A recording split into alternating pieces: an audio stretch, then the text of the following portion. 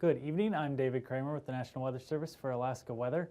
As always, please visit our website at weather.gov/Alaska. You can get any updates to our forecast or check out any watches, warnings, or advisories that we have out for the state or particularly your area. You can also call 1-800-472-0391, get any updates to the forecast through that means as well. Or you can email us at the email address at the bottom of the screen. You can follow us on YouTube, Twitter, and on Facebook as well. Starting off, we'll start with our satellite imagery. We'll watch our main low from yesterday that's now tracking through the Alaska Peninsula area just slowly to the east, bringing in some rain to southern parts of Kodiak Island and areas along the Alaska Peninsula. As we look a little bit further to the east, we can see in the Gulf of Alaska we have a low pressure system headed towards southeastern part of the state, bringing in waves of rain to areas all throughout the Panhandle area. We can watch this system again along fetch of warmer air coming up from the south, bringing in rain to these areas. And then out over mainland Alaska, not a lot of cloud cover in the area. You can see some colder temps just of the colder ground temperatures out there, but cloud cover is primarily up along the Arctic coastline and south in a lot of places near or along the North Gulf Coast area. Then out over the Bering Sea, a lot of cloud cover out there as well with some lower clouds, especially by the Pribilof Islands and areas around the western side of the low that's by the Alaska Peninsula. As we look out for today's weather, we can see a new system coming in from the west, but that has not reached us yet, something that's going to play a factor over the next couple of days, however. Northerly flow out over much of the Bering Sea, Aleutian Islands, bringing some scattered rain showers to those areas.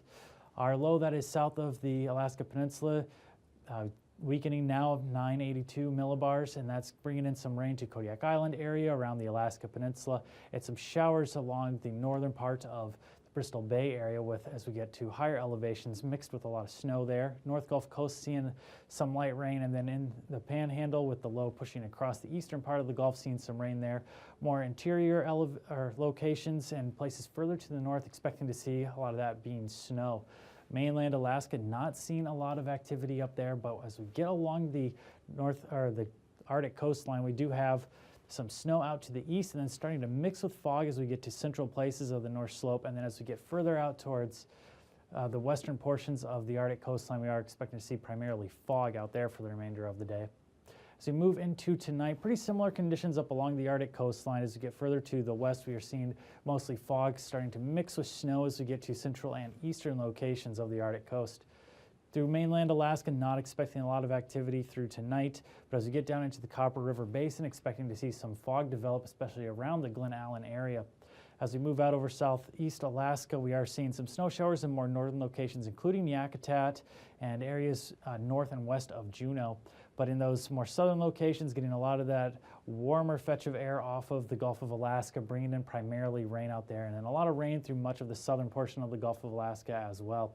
As we move out to the western portions of our area and the eastern part of the Bering Sea, we are seeing primarily rain showers coming down into the Alaska Peninsula and eastern Aleutian Islands. But further to the north, a little bit colder there by St. Lawrence Island, seeing primarily snow showers over in that area. As we look out further to the west, we can see our system coming in from the west that's starting to bring some rain to Shemya overnight tonight. As that low pushes in, it digs down deeper, down to 973 millibars, expecting the front from that system to start swing over the western Aleutian Islands on Sunday, bringing more rain and some winds to those areas. Behind the cold front, expecting to see more snow, but out ahead of it with that warmer air coming in through much of the Bering, expecting to see rain, and that's going to start to spread to the central Aleutian Islands as well.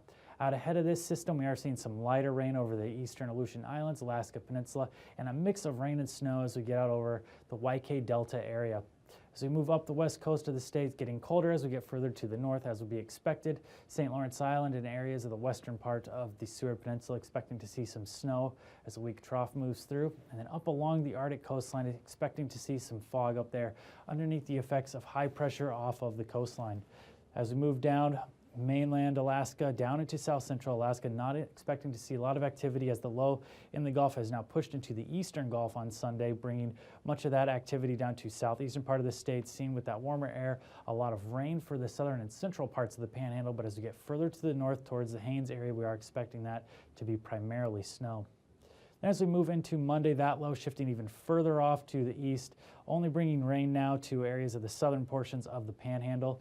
And as we move up into areas towards the North Gulf Coast, south central Alaska, expecting that to be dominated primarily by high pressure building in over western Canada. That's going to affect much of the central part of the state down through south central and the Arctic coastline.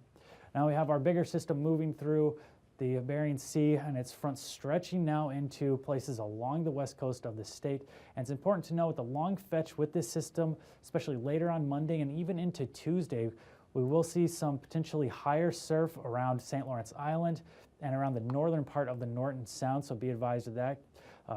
Stay tuned to weather forecast to get any updated information. Also, as this front comes through out ahead of it, especially, we are going to see a lot of snowfall, so in areas along the Seward Peninsula and all areas around Kotzebue Sound are expecting to see more snow than what we have seen so far this year. And we could see snow amounts along those coastal locations for the Seward Peninsula, Kotzebue Sound area, 2 to 3 inches. But as we get to some of the higher elevations in the mountains, could see up to 9 inches of snow with that. A lot of uncertainty with how this system is going to track into the area, so pay attention to the forecast and get any updated information as we get closer towards Monday. And down further south and southwest Alaska, seeing a lot of rain along the coast, but as we get to more interior locations, expecting that to be colder and see more snow in those locations. Much of the remaining part of the Bering Sea and Aleutian Islands expecting to see rain out ahead of the system and some lighter showers coming in behind it. Taking a look now at our temperatures, low temps for Sunday morning. Starting off in the Aleutian Islands, we are seeing temperatures drop down to around 40 degrees, down into the 20s for the Bristol Bay area, down into the teens for YK Delta area. Upper teens to around 20 degrees for the Seward Peninsula expected Sunday morning, and then in the teens for much of the Kotzebue Sound area. All along the Arctic coastline, staying in the double digits, but not much more than some of the high teens in the more western locations, and then dropping down into the interior, coldest as we get further to the east, with Arctic Village and Northway dropping all the way down to -14 for Sunday morning. South central Alaska should stay above 0, but below freezing, with the exception of Glen Allen dropping down all the way to -6 Sunday morning. So we move into the Panhandle area. Temperatures in the southern locations staying in the 40s. However, as we get closer towards Skagway, temperatures could drop below freezing, getting down to as low as 29 degrees over there, and Yakutat down to 30. Now on Sunday afternoon, temperatures rising up primarily into the 40s, staying a little bit colder at Skagway, only getting up to 38 degrees there. Along the North Gulf Coast, seeing temperatures rise above freezing for most locations, 40s along the coastline. But as we move interior locations, especially in the Copper River Basin, temperatures staying pretty cold in the teens. Much of the interior part of the state staying in the teens, but not even getting to double digits for Fort Yukon or down at Northway, only getting up to 8 degrees.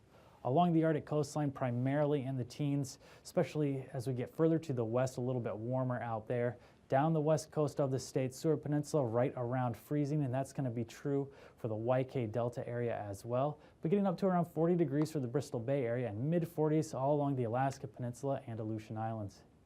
For Monday morning, dropping down right around 40 degrees for the Aleutians and the Alaska Peninsula, and then down into the mid-20s for Bristol Bay and YK Delta areas.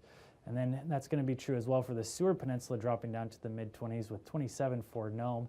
As we move up into the Kotzebue Sound area, it can get a little bit colder by Kotzebue itself, 17 degrees for Monday morning.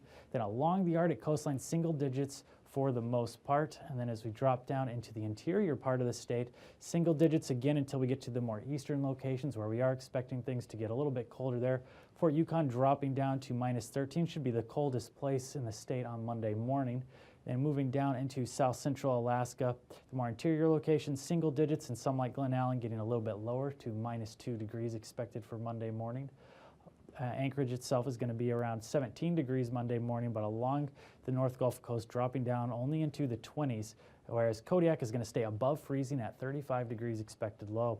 As we move into southeastern part of the state, down in the southern locations, going to stay right at around 40 degrees, but getting colder as we get further to the north, below freezing as we get up towards the Skagway area, 30 degrees expected there, with Yakutat getting down to 27 degrees.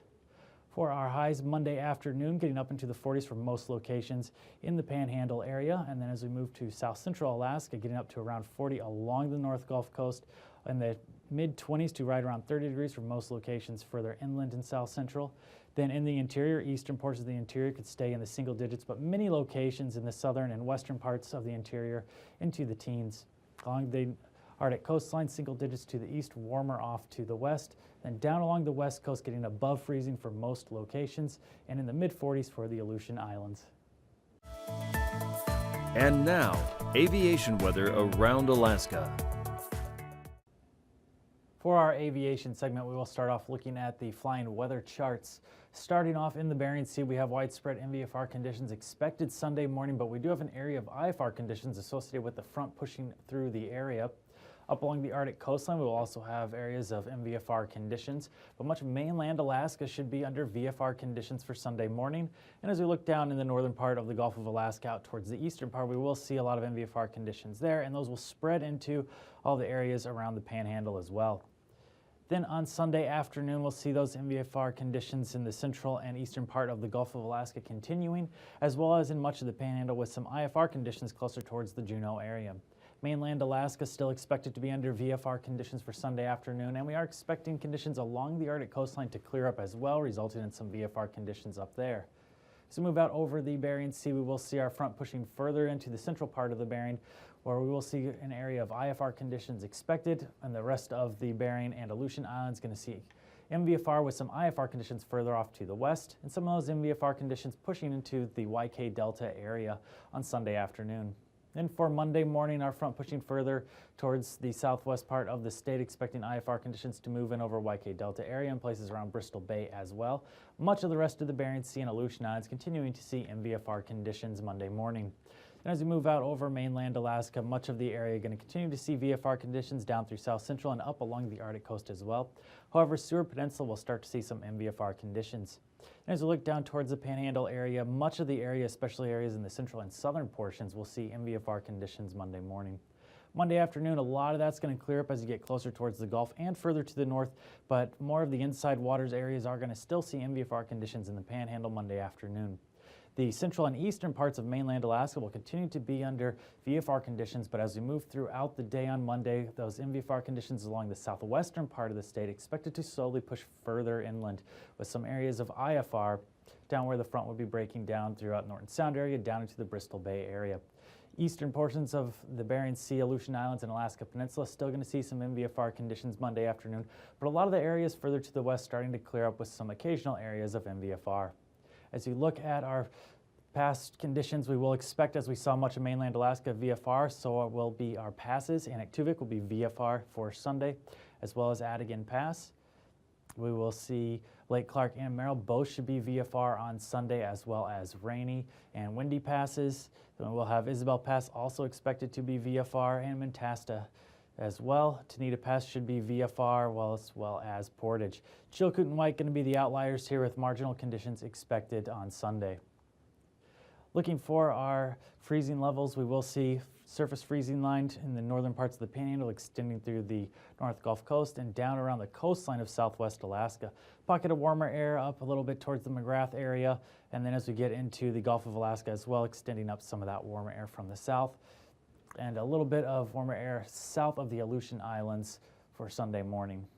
As we look at our icing way out west, with our front coming in between the 3,000 and 6,000 feet expected, along the west coast of the state from the western parts of the Seward Peninsula down into southwest Alaska, Bristol Bay area, below 4,000 feet in the northern locations, between 2,000 and 6,000 feet as we get further to the south, then out over the Panhandle between 2,000 and 6,000 feet expected.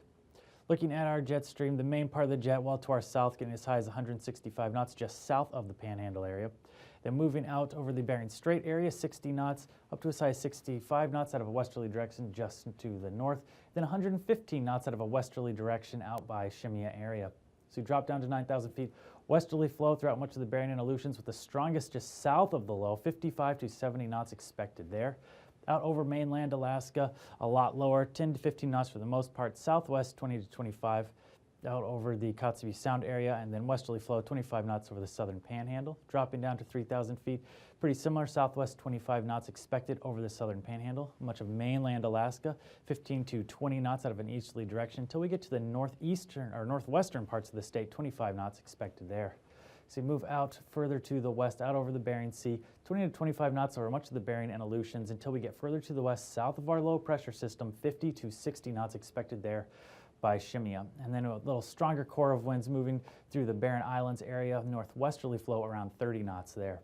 Taking us to our turbulence out over the central and western Aleutian Islands below 4,000 feet expected there. And as we move out over mainland Alaska in the interior below 4,000 feet, and the western part of the Brooks Range also below 4,000 feet. We'll be back shortly with the marine forecast.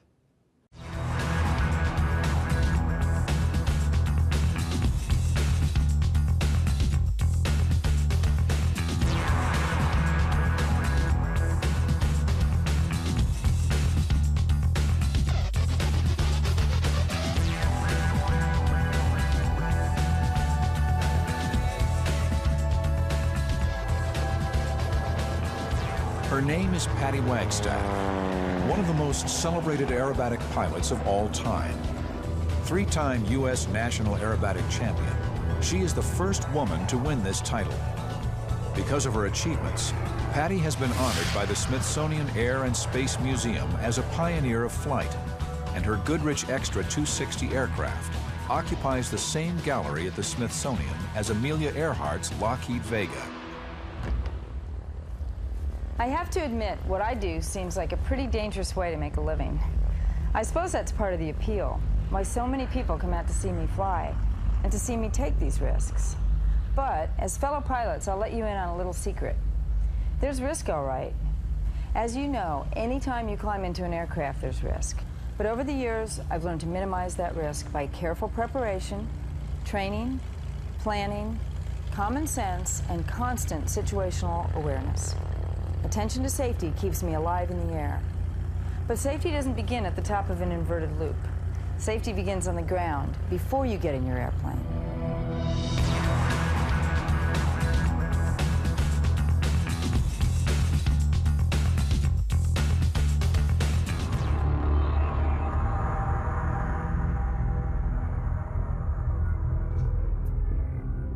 As pilots, most of us have seen a great deal of change in airport operations over the past few years.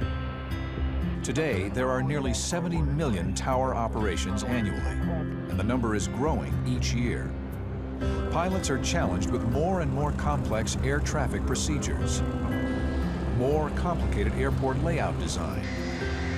More and more, it is an environment of very real risk. But just as Patty Wagstaff has developed strategies for mitigating risk in the air, pilots can do the same on the ground by following standard procedures, such as using airport diagrams and planning their taxi routes. The great majority of runway incursions are caused by pilot error. And the great majority of those errors, more than 70%, are caused by general aviation pilots.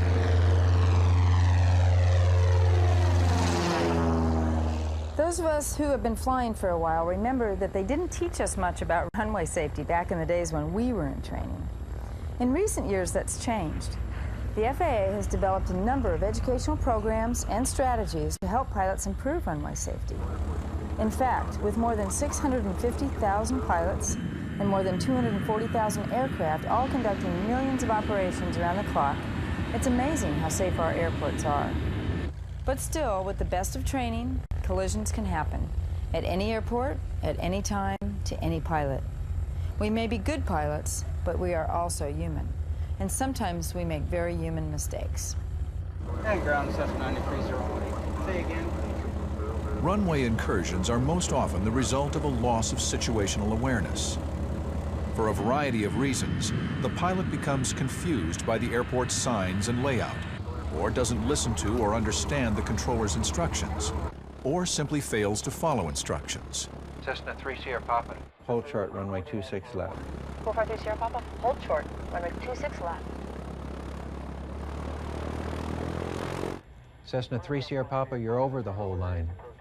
Often this is because he or she is unfamiliar with the airport, the pilot's fatigued, or is distracted by something in the cockpit. You know what I was doing last night?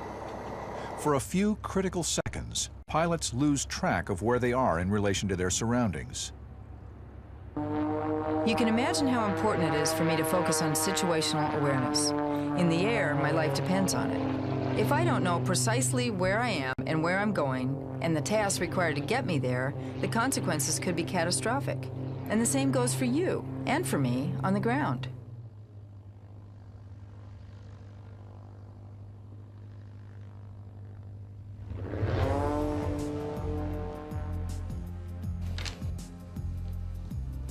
One of the first keys to situational awareness is attention to detail even before you start your engine.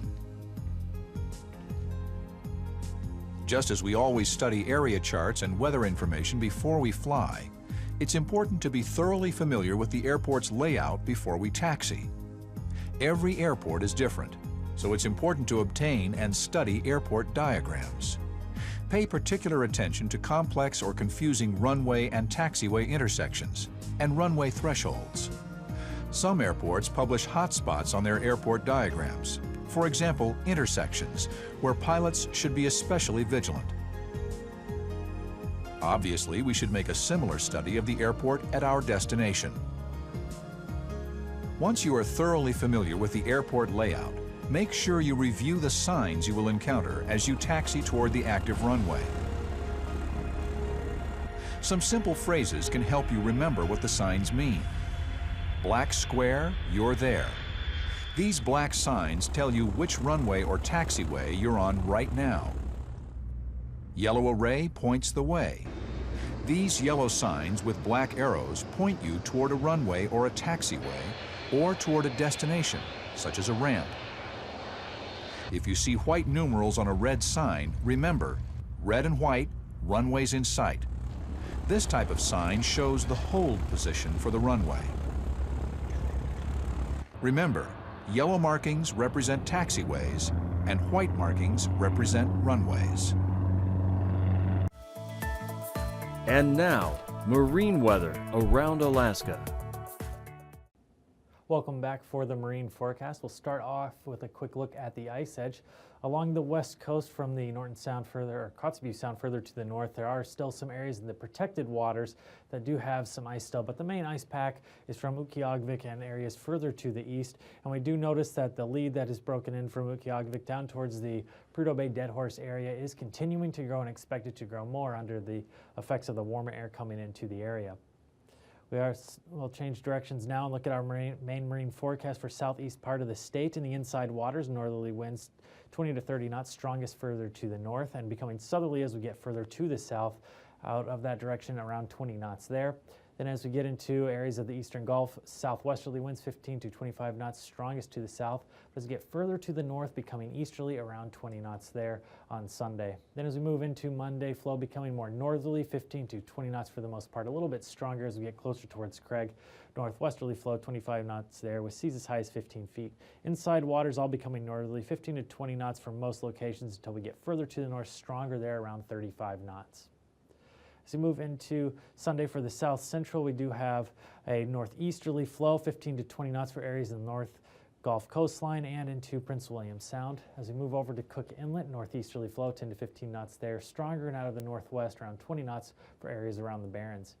Then on Monday, northerly flow around 10 knots for Cook Inlet, northwesterly flow 20 to 25 knots around the Barrens, strongest as we get further off to the east. And then northerly flow 10 to 15 knots along the North Gulf Coast and in Prince William Sound, seas as high as 10 feet, highest out to the east.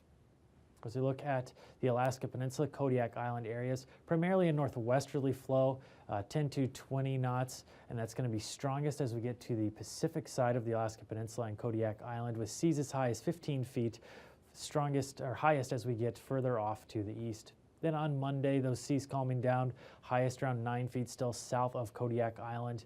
Flow becoming a little bit more westerly, 15 to 20 knots for most locations. As we move into the Aleutian Islands, westerly flow, 15 to 20 knots around the eastern Aleutian Islands, picking up to around 25 knots out of a southwesterly direction for the central Aleutians, and then up to gale force 35 knots as we get by the western Aleutian Islands. Seas as high as 16 feet out there on Sunday.